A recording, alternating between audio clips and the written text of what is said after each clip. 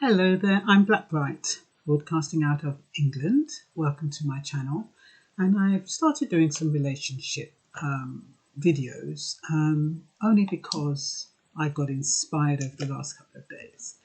This isn't going to be an ongoing thing, I don't think, unless I get an inspiration every day, which would be great. But I would like to share whatever I feel and whatever I feel is beneficial to you, to your sense of well-being, to make you feel inspired and motivated. I hope I do that. And also I'm here to raise awareness of other topical issues and current affairs, just to make people keep on top of things. That's what I consider my role to be. So today I was thinking about lonely men. I was thinking about this because I was wondering when exes keep calling, whether it is because they're lonely, or whether it's because they suddenly realise that you were the best thing since sliced bread.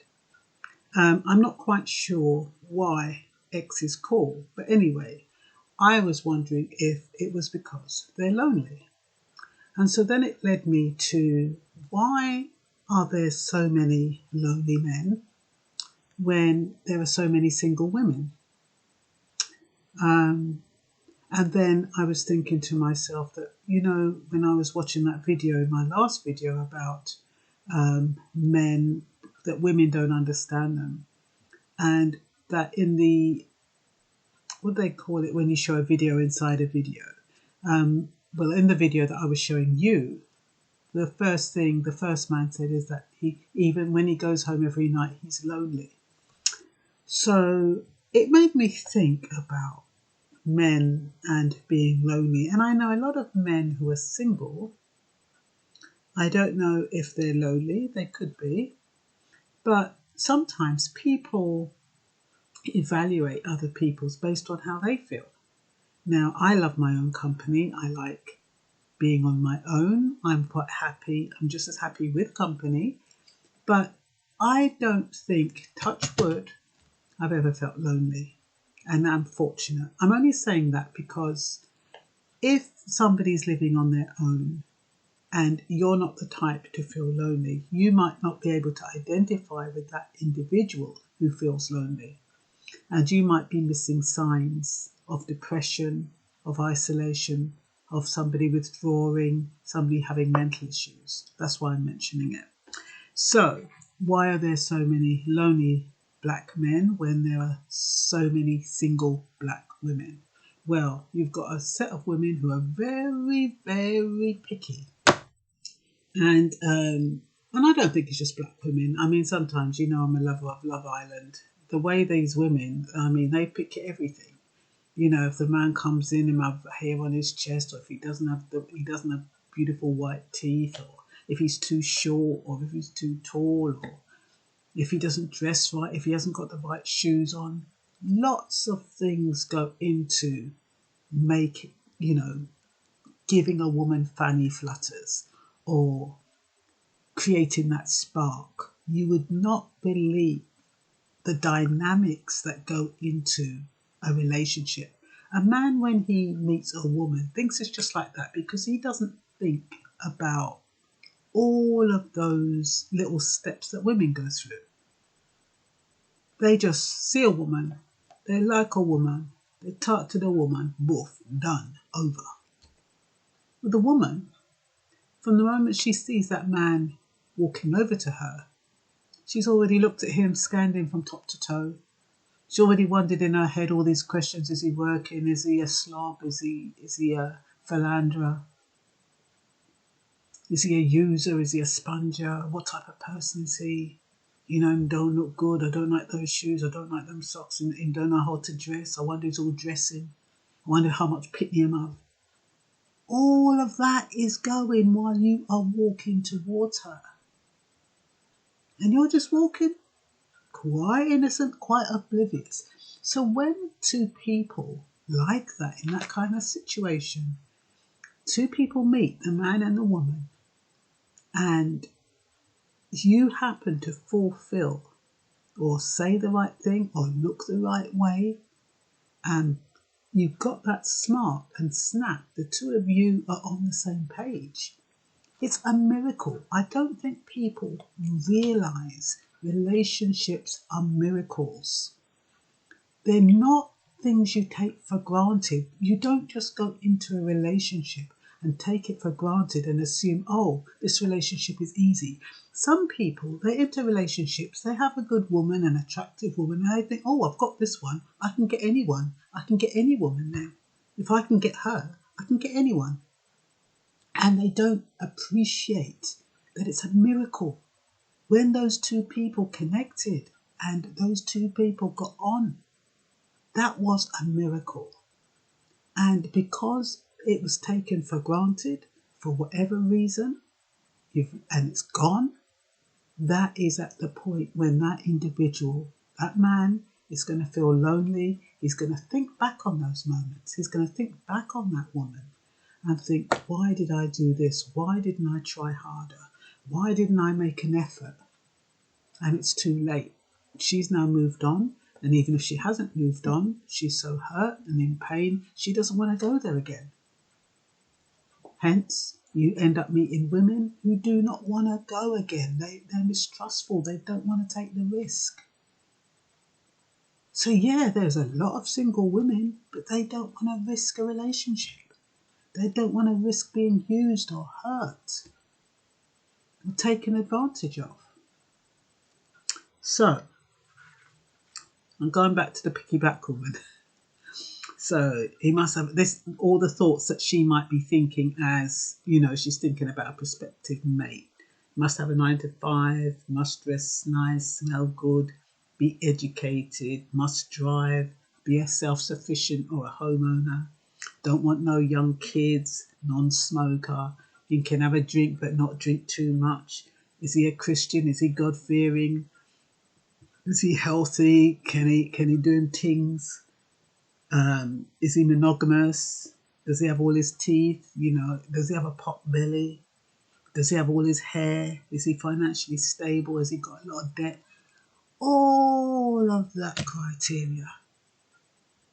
Unless you've met in a fluke, and those things don't happen. That's why I'm saying relationships, when they work and when you meet somebody who is compatible with you, it's a miracle. So you've got the picky black woman, right? Who has this big criteria, this big checklist. And then you've got the hurt black woman, the one who maybe you took that relationship for granted. You might be one of those who used to mess around when you were younger. Used to mess around with a woman, go from one to the other, tell lies, have pitney all over the place, didn't provide for her, didn't look after her, didn't show her love. And she got fed up with it. So she's hurt, she's mistrustful, she afraid to love again, doesn't trust men, feels used, taken advantage of, afraid to lose. Now, this is what you're up against as single men. You're up against not only the picky women, but you're up against those women who maybe you've hurt or your friends have hurt a woman, or it was just a cycle where men just used to take women for granted and thought they'd be there on call all the time. That's what they thought. There was always this thing about, there's more than one man. There's about 3 or 4 men to 1 woman. But how many of those women are any good? And then you find yourself a good woman and you still have that mentality that there's a whole heap out there. So you feel you can get one any which time you like, and it doesn't work that way. And now you're at a certain age and you're thinking, bloody hell, I'm on my own. Can't pull a woman. You try and pull a woman, it's bloody difficult. And I'm sure you know that. Sometimes they don't even give you the time of day. They look at you from your coming and then just like, and you haven't changed. You used to be able to go to a dance and dress a certain way and smell sweet and look upon a woman a certain way, and she used to come over. And you used to be able to chirp, so the next thing you know, you're in her bed, you're in her life. It's not working like that anymore. You try and pull a woman, you better have a lot going for you, love. apart from the gift of the gab. So then you've got the defensive black women, those ones who feel as though they've got to justify why they're on their own. I can do bad all by myself. I want to be single. I don't want a man. I don't need a man. I've done all I've bent over backwards for that man. I've done this. I've done that. I never messed around, and I don't need a man. I'm happy all by myself. So you've got that. So those women are off limits. So the single man, he's got the picky woman to deal with, the mistrustful woman to deal with. He's got the ones who are happy all by themselves, the defensive ones, and then, like I said, the mistrustful ones. They're the hardest ones. They're the hardest nuts to crack, because you really have to work hard at getting into the life of a mistrustful woman who's been hurt time and time again, because they are resentful, they're intolerant. The slightest little thing you do wrong, they want to know what you're after. They've lost their self-esteem, they've lost who they are, they've lost their core, so they can't believe that you're genuinely interested in them. And then they're asking you how many kids you got. If you've got more than 2, it's a red flag that you sleep around. This is in their minds. And then they'll ask you, when last did you break up? How long did the relationship last? And whose fault was it? And all of these questions, because they're mistrustful. They don't trust you. So you're up against that as well. These different types of women who are single, available, but because of past pain and hurt, there's a barrier between you and them. So you're single over here and lonely. You might be single. You're lonely, because you can have some people single and they're not lonely. So you are lonely, and then you've got this big array of women out there who are single, and they just don't want to go through it again. They're afraid to go through it again. They've been there, done that, just started healing, looking after themselves. They've got themselves on a certain level. They don't want to risk it. So if you put all of this together, this is what a man has to deal with if he wants to share his life with someone. Most women are just not prepared to give love a chance. Men need to prove themselves. How do they do that if women are distrustful, hurt, and not willing to take the risk? Who validates the man then? In the past, it was an introduction through a friend or a family member that invalidated the integrity of a man. But what do they know really? But those relationships were more successful, like back in the day, like with my mom. May she rest in peace. And that's how she met my stepfather. He said he was interested in her. He was at her friend's house. She said to her friend, "Okay, Mr. So and so has shown some interest in me. What is he like?" And the friend said, "He's a good soul. He's a good man. All I want is love and care." And so, based on that recommendation, my mother decided to accept his offer for a date or whatever it was. They ended up being married 6 months later. But my point is that at least when you have a referral, at least you can have some rough idea that person, depending on who's referring, of course, has some integrity, is a decent sort, hopefully. Some people, they don't even know the person they're referring. They just happen to be speaking to them. They just happen to be in that space, and they don't know nothing about them. And yeah, it's still a risk. But hopefully, if it's somebody, you would be questioning that person who's referring. How long have you known him? How did you know him? Where do you know him through, and all that kind of stuff. And you can get a little bit more information. So it can build your trust up about the person who's shown some interest in you. You don't have to think you're starting from scratch. And I think recommendations are good. And I think it'd be better if we had some kind of referral service. I think that might be a nice business idea. You have these dating sites, but you're at the mercy of the person on the other side of the screen. Nobody vets them. Nobody refers them. Whereas if you had a referral mechanism, that's an idea for someone. You know, and I don't know how they'd be referred, but yeah, something like that. At least it would build trust. You know, like Trustpilot. Trustpilot, only for relationships.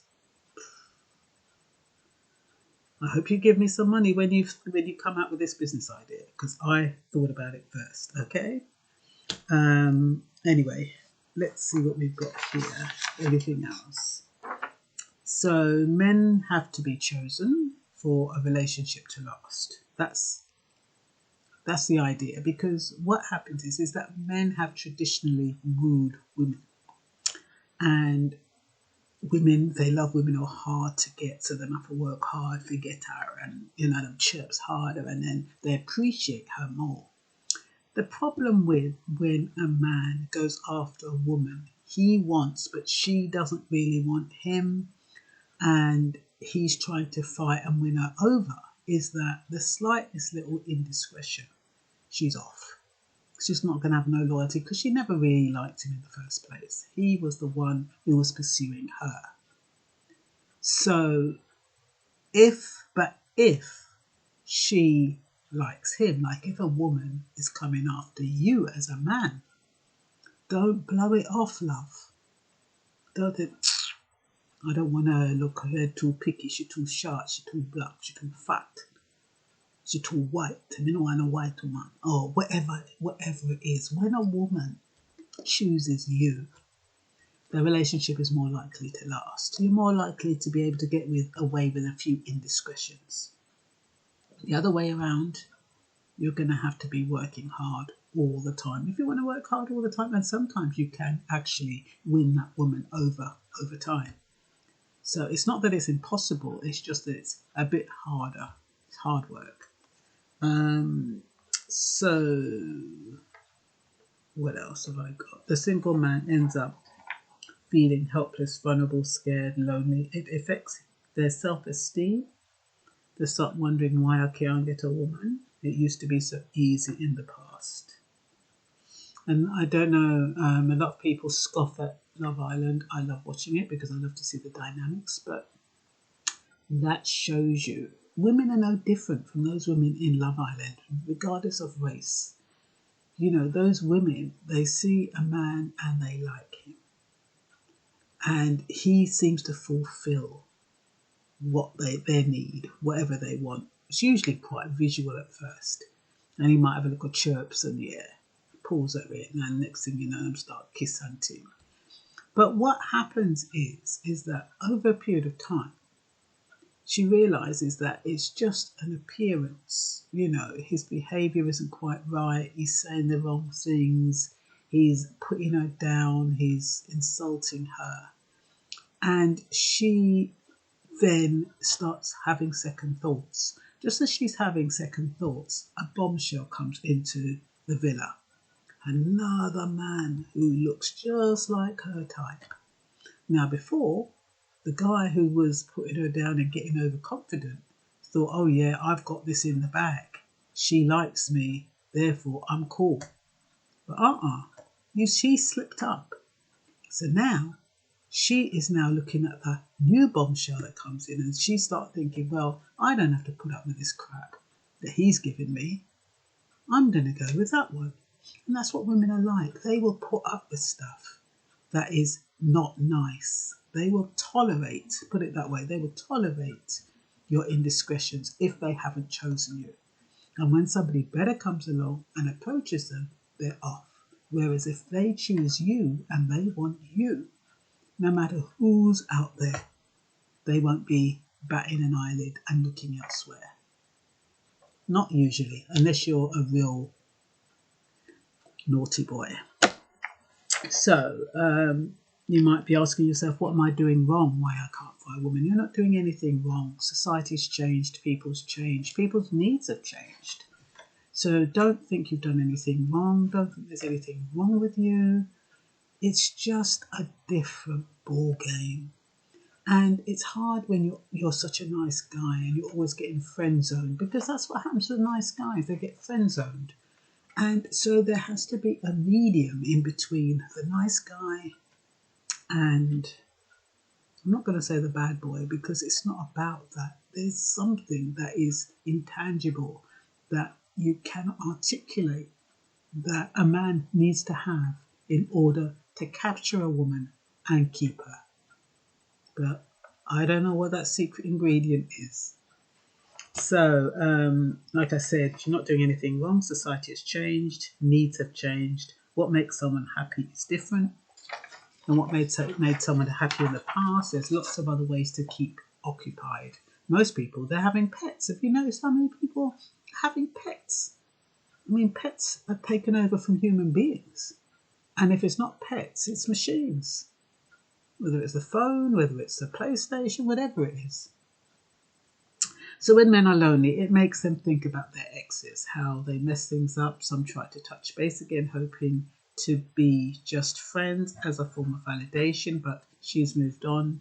Another man in her life can't be chatting up her ex, platonically or otherwise. This intensifies the loneliness. He feels rejected when she doesn't pick up. She was the only one who understood him in the past.